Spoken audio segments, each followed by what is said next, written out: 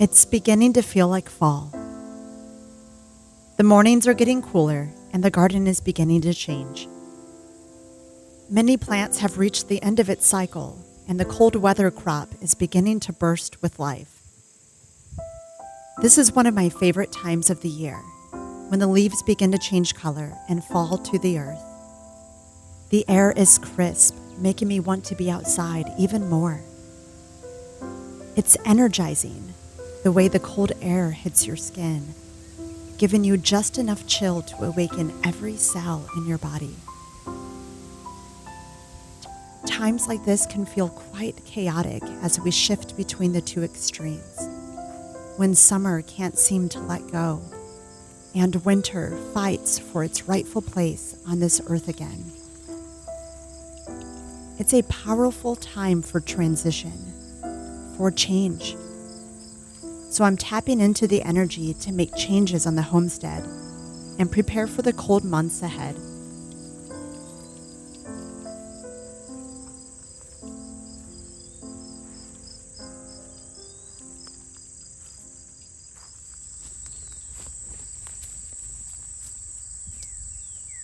I've been harvesting more food from the garden, picking elderberries for the first time, and using them to make elderberry syrup so that I can keep my immune system strong and healthy.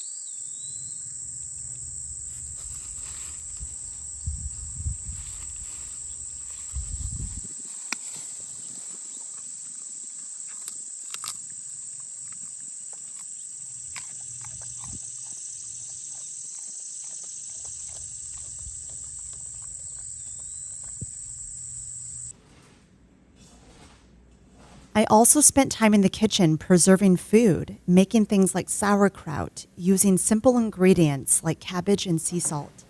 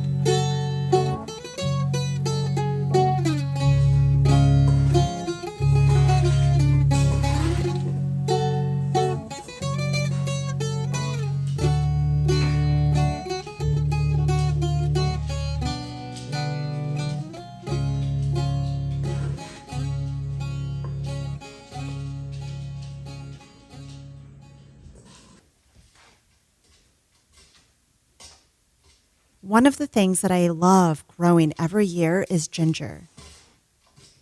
Ginger is a tropical plant, so it's not something I can grow in my garden. I have to grow it in pots. And because they take so long to grow, I have to start them indoors in February so that I can finally harvest them in September or October. But this year was a strange year for my plants. We had a long drought in spring, followed by weeks and weeks of rain and hot, humid temperatures. I decided to start harvesting some of my ginger now to see what kind of harvest I'd actually have this year. And not to my surprise, I didn't get nearly as much ginger as I have in past years. But I'll dehydrate what I have to make a powder that I can use throughout the cold months as a tea to keep my digestion strong throughout winter. That, along with the sauerkraut, are my go-tos for having a healthy gut.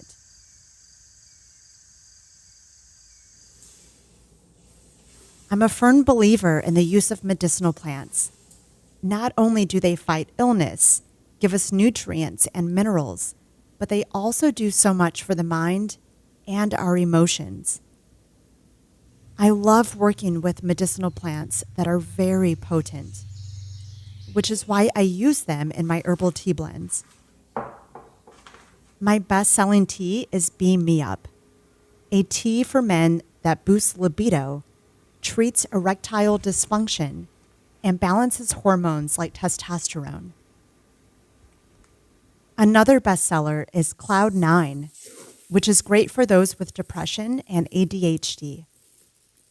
It gives you good, clean energy and is a great substitute for coffee, but it also keeps you sharp and focused. And right now, just in time for fall, I'm bringing back my chaga chai, which is one of my favorite teas to drink during the cold months. It has all the warming spices we crave this time of year, combined with the power of the chaga mushroom, also known as the king of medicinal mushrooms. Chaga is the second most antioxidant-rich food in the world, next to cocoa, and a nutrient-dense superfood. You can check out all of my teas on my website, thenakedgardener.us. Use code NAKED10 for 10% off any order.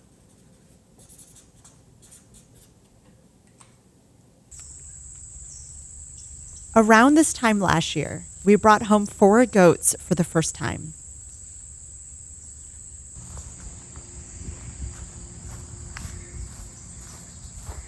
Okay, let's talk about how we're going to do this. Well, I'm going to open this up and just let them out. No. We need more of a plan than that. So we have our fencing. We decided to go with the electric portable fence so that we can actually move them around to different spots on our property and give them some flexibility as to where they go, and also to be able to use them for various things like clearing out certain areas that we maybe had been wanting to clear out more. But their home base will be on the other side of the house where the chickens are, where we will more permanently keep them, and their goat shed. And now I'm just getting ready. Trying to prepare everything. When we got them home, we had to quickly improvise on fencing because we initially thought that our portable electric fence would be enough to keep them protected and contained. But we were wrong. So we ran out and got supplies to put a semi-permanent fence up.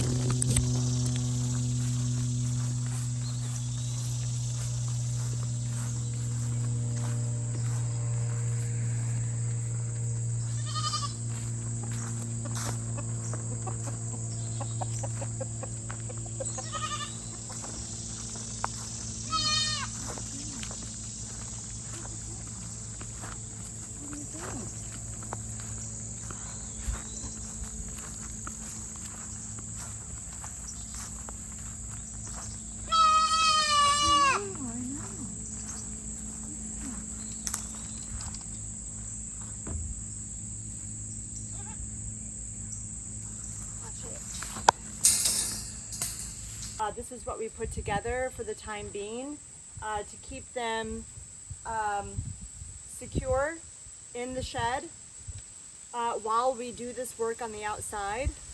Now, let's take a quick water break, and then we'll talk about like a door, because your idea is good of putting one of these doors like right up here. I was thinking on that side, so it's not so close to this tree.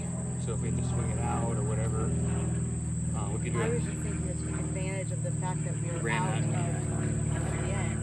That would make more sense I agree. for us to just do it at this point. I agree.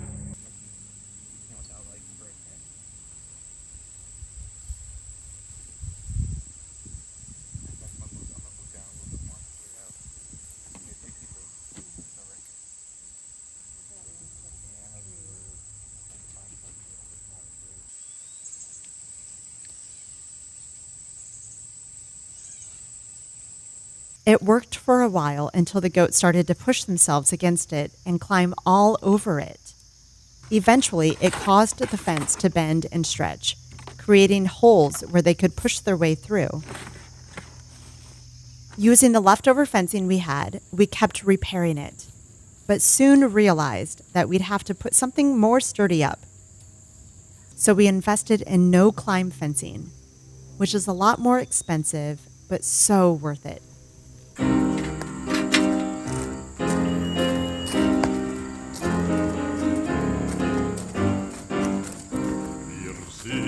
Des Geiers schwarze Haufen, ei, aho, und wollen mit Tyrannen raufen, ei, aho.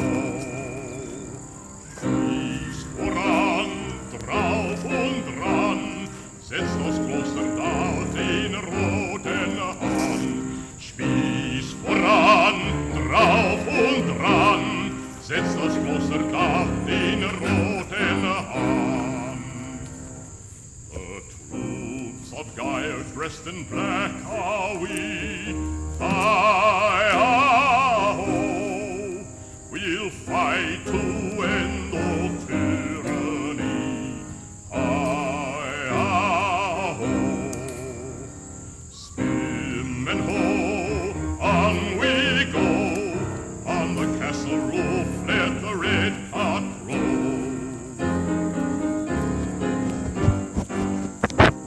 Oh, the guys mend their bows and arrows shoot, onward they go.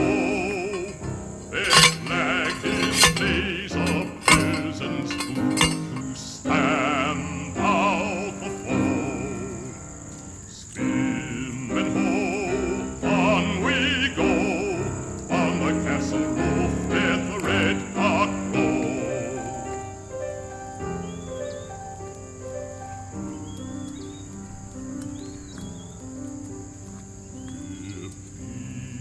Even though we know our cause is right,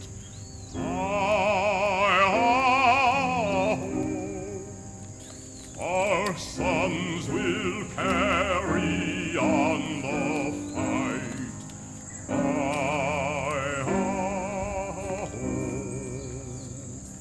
Spin and ho, onward go, on the castle roof let the red cock crow.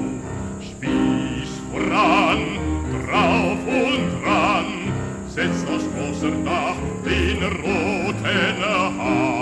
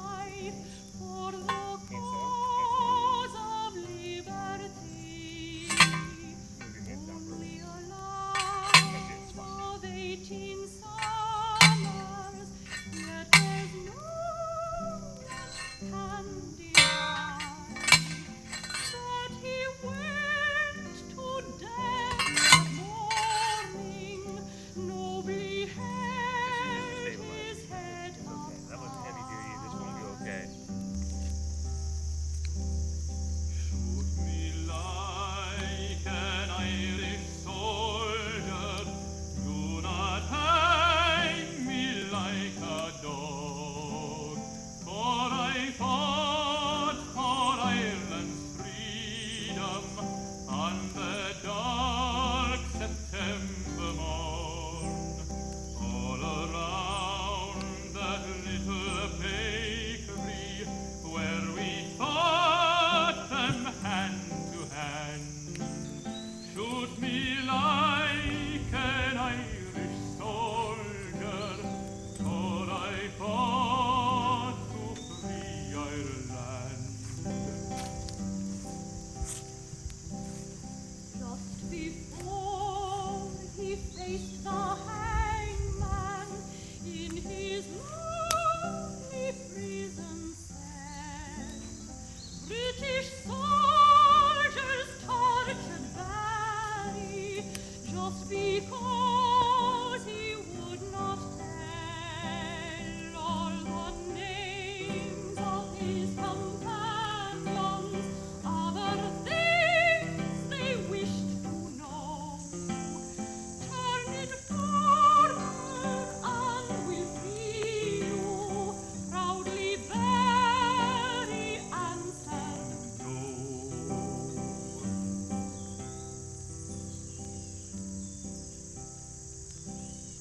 Early on a Sunday morning, high upon the gallows tree, Kevin Barry gave his last life for the cause of liberty. The other thing too, though, is that mineral bar that I had set up for them. Well, I am no longer going to be doing that. And the reason why, even though the goats have been doing well on it, it's just too expensive. I didn't realize, when starting this, how much they were going to consume the minerals and which ones and all of that. Because this system, of course, has each mineral box holding one specific mineral, such as iodine, calcium, magnesium, copper, zinc, silicone, sulfur, all of these different minerals that goats need and require. The mineral bar separates them individually so that the goats can intuitively consume what it is that their body needs in that moment, because goats intuitively know what they need at any time, and they will leave the other minerals alone if their bodies don't need it at that time. And so with that being said, it's been great because I've been able to see which minerals they've been really going after and which ones they've been leaving alone. And sometimes, of course, again, that changes what they need. They know. However, when starting this, I got the mineral kit that they offer. It's like a starter kit, and it was great. Took some time, of course, as you guys remember from the video, to set it all up, get them started, and it's been working well. However, I have since had to place multiple orders for the individual minerals that they've been going through, and they've been going through them so quickly that I've just had to place multiple orders of this stuff, and each time I'm talking hundreds of dollars. So there's no way that I can maintain that. I know that this company, it's a small farm that offers this mineral bar solution and market it. And, I want, of course, to continue it, but there's just no way I can financially do that, let alone I can't imagine anyone being able to sustain in today's economy this way. As the season begins to change, I'm beginning to slow down and turn inward, reflecting on the past year in the garden and thinking about what I want to do differently next year, what I want to grow, and new ideas I want to try. Every year is different. I can show up every day in the garden, meticulously care for each plant, but there are some things that are completely out of my control, like the weather. It's what keeps gardening unpredictable, keeps you on your toes, and keeps you moving. You never know what kind of harvest you're going to get. I think about that in my own life too, how every year is different. A new set of challenges or new experiences that take my life in a completely different direction than I ever thought was possible. Life is full of surprises. You can do your best to prepare, but the real work is in how you respond to the unexpected. We are all here to feel, to create life, and experience it to its fullest. Sometimes all you can do is just go with the flow. If there's ever a season to help us do that, it would be fall. A time of transition, when the earth begins to tilt away from the sun, when there is less and less daylight on this part of the world. It reminds us to reflect, learn to let go, and celebrate each moment that